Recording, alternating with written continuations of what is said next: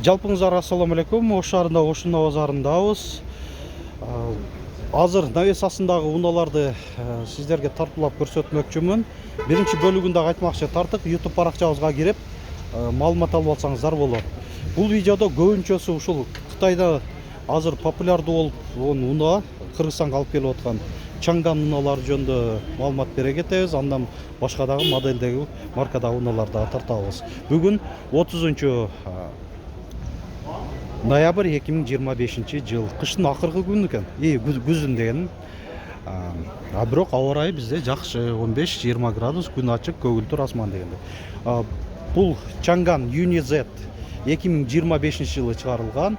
1.5 русификация болгон да десе. Ушундай уна.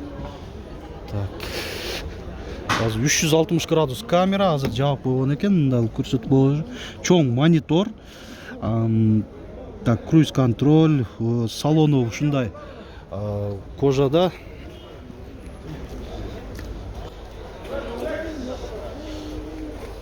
Ушул эле өккө эле окшош, бир адамга караштуу. Мында UniZ 2025. Так, ачкысыз кирүү баскычы бар. Көзгө көрүнбөгөн аймактарды башкаруу. Мониторду көрүп коюңуздар. Жаң унада эми ушул панорама люк. Панорама люк. Багажниги да кандай болот экен? Электро багажник экен. Эми бир сыйра көрсөтүп коеюн. UniZ, Чанган UniZ дегенде эмнени кандай уна экенин көрүп алыңыздар. Так, ушундай. Монитордун чоңдулугу жакты мага. Азыр от алып жүргүзүп койгон 2025 1.5 бензин. Алдынан көрүнүшү 360 градус камера бар. Акчасы канча деп атты? 16200 экен. 16200. Мына ушундай Чангандар. Азыр дагы бул жакта катарда турат Чангандар. Бул жерде дагы бир Чанган 2025 $11900 доллар. Азыр бул моделин дагы көрөбүз. 1.5 турбина бар. $11900 доллар.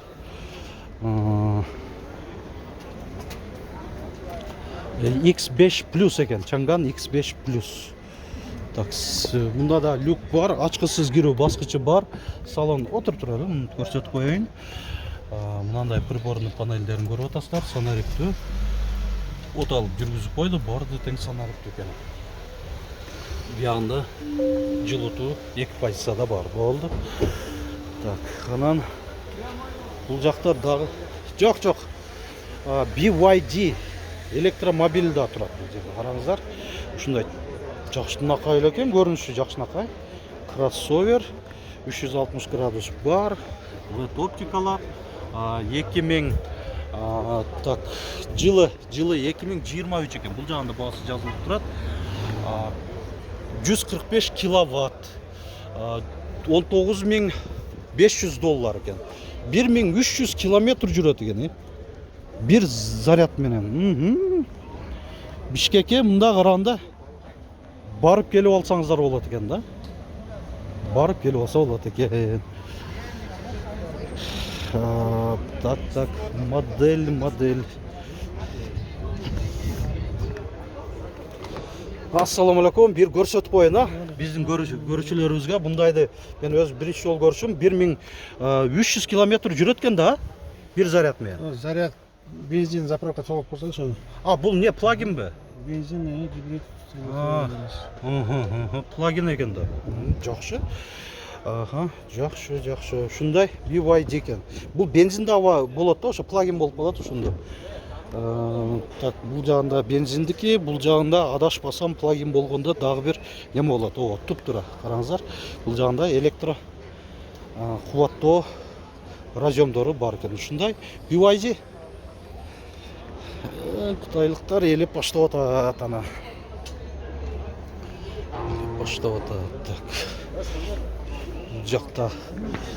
Бұл жерде Чанган, бұл дағы Чанган 2025-15 Юни бұл Юнизет екен бұл деле. Юнизет 360 градус камера бар, көзге көрінбеген аймақтарды бошқару бар. Ақшасын қаншада отасыздар? 17.300. Бұл жерде мынандай жанат екен да? Бұл максималды комплектацияда отады. Жақсы. Шындай. Басында оқытыңыздар. X5-лерге қойылып отпай BMW-лар. Уже келмеді бұлар. Машина кейджі. Бұл CS55 плюс екен. Бұны қаншада отады? 15.300. Бұл да максималды комплектация дейді. Есі.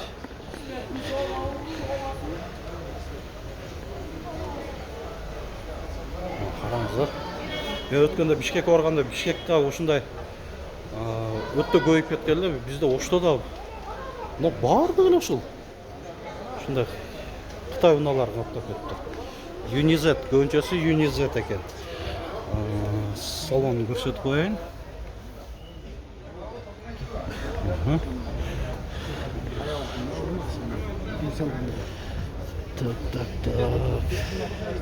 Қандай дейсіздер емі? Айдағандар қандай жақшылау екен ұшындай ұналар?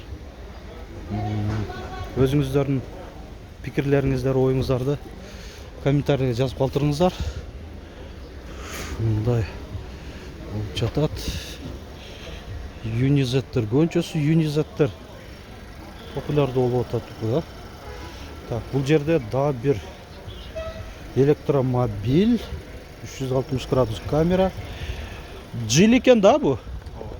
Джили Ливан RL9 деп тұрады. 2023 бір кубатто менен 470 километр жүреді. 66 киловатт екен. $16.800.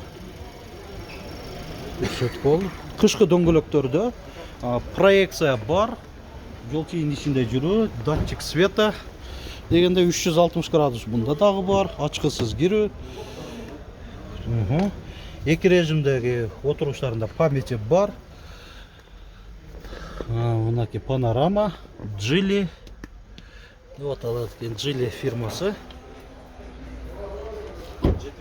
7 орынды екен, 7 орынды. Көрсетіп қойын. Үчөтен бөлінеді екен да мынау. Жақсы. 7 орынды.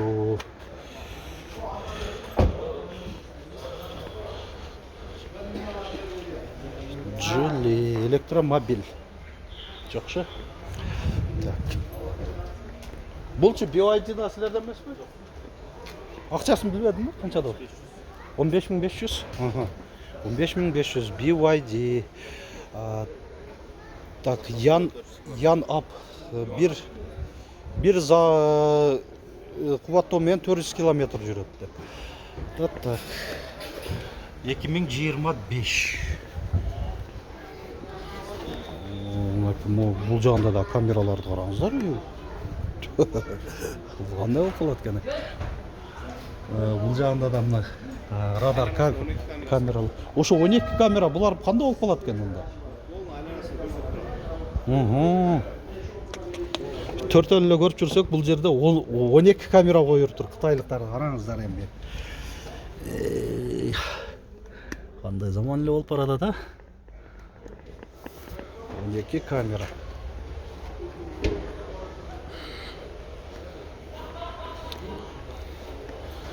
Мына шындай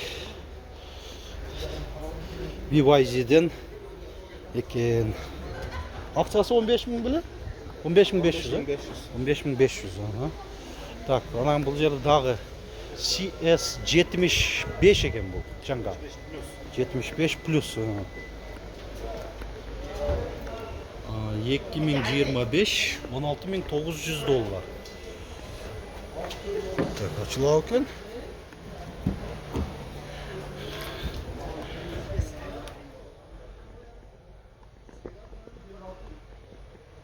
CS75 плюс деген ушул екен да. Так, бұл өзі жауып қалады? Өзі жауып қалады, тигелі қойш керек, чықып кетіп тұрып жауып қалады. Мына шындай. Дағы. Бұл CS 35 плюс деген екен. Ошолде Чанган. 2024 1.4. 12 турбина бар ба? Жақсы. $12,600. Шундай да бір кроссовер. Коробка автомат дейді. Электроручник, робот емес деп атады. Автомат, электрогүзгүлөр, автофарлар. Шундай. Арқан орындықтарын да көрсетіп қояйын.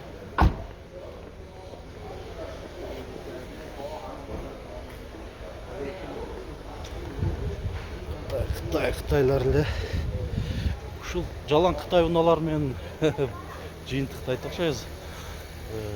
Так, 75. Чанган 76, 75. Бұл biraz башкачараак көрүнөт экен. Бұлдақта да CS 75 дейт. Шуну сурап көрөлүчү. Ичинде отурат. Бұл башкачараак го, CS 75 наркы жакта. Алейкум ассалам. FL деген аке. FL дегени у. CS 75 плюсундай бөлүнөт экен да? Плюсы бөлүнөт аке. 3-4 алинкасы бар да, поколение бар. Азыр рестайлинги бар. Жок, берки деле 2025 деп турат да. Силерки деле 2025. Ошого бир эле модель болуп туруп. Муники FL дейилген да. FL деген. Атайын бөлүнгөн экен да. Канча деп атасыздар? Меники эмес, муратлардыкы. Биз русификация кылып атабыз. Русификация. Ушулар русификация кылат экенсиңер да Кытайдын тилинен, өткөрүп. Жакшы. Ана ушул специалисттер ушундай бар экен да. Бияктан келип эле, чакырса келип ушундай кылып берет экенсиңер да, русификация өткөрүп. Жакшы, ушундай адистер чыгып алып болуптур, ишиңерге ийгилик. Акчасы канча деп атат экен, билбедим. $13,700. Мына. Жакшы. Biraz мен эми баягы Кытай уналарына дагы эле толук маалымат боло элек, өзүмдө түшүнүк боло элек деген. Ошого мага жатыр көрүнүп атат да азыр. Эмне дейсиз, базарды ушундай каптап баштаса, биз дагы ушундай заман талапка өтүп, ушулар жөнүндө маалымат алып, биз дагы сиздерге чагылдырып көрсөтүп турабыз эми келечекте. Бул жакта да Чанган 2025, бул да CS 75 плюс окшойт, адашпасам. Силерге көрсөткөнчө өзүм дагы бир аз түшүнүп алып кетип атам дегендей. 1.5 $17,200. Так, бул жаук экен. Мына жаук.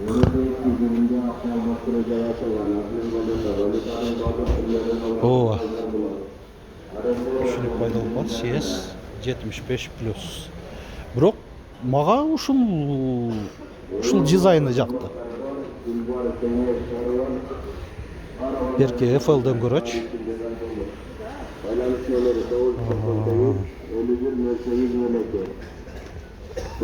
Мына урматтуу көрүүчүлөр, ушуну менен эле бул видеобузду жыйынтыктайт экенбиз. Жалаң Кытай уналары жөнүндө болду. Көрүңүздөр, дагы деле кайталап кетейин. Айдап жүргөн биздин көрүүчүлөрүбүздөр өзүңүздөрдүн ошол пикирлериңиздерди калтырыңыздар. Ушул Кытай уналары жөнүндө кандай болуп атат? Жакшыбы экен сапаты? Силерге жактыбы? Плюс минус жактарын дагы жазып коюңуздар, талкуулаңыздар демекчибиз. Видео менен ушуну менен биз дагы видеобузду жыйынтыктайбыз. Алдыда дагы бир нече видеобуз бар. Монда тартып коюңуз деп атат. Бул дагы ошол CS'пи? Unizet деген, Unizet ого. Чанган $16,000. Мына көрсөтүп коеюн. Бул 12,5 бул кандай болуп калат эле? X5. X5 ке. 2025. Ушундай. Бул дагы бирдей. Машиналар кандай болуп атат? Жакшы элеби? Сапаты? Көп келип калды, бир акыркы 2 жуманын ичинде эле ушундай каптап кетти да.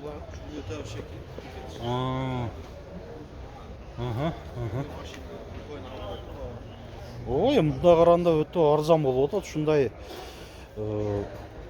кандай десем, салыштырмалуу Корея же немецтерди айтпай эле коеюн. Корейлерге салыштырмалуу 2 эсе мында караганда арзан болуп атат да. Ушул эле класстагы унааларчы.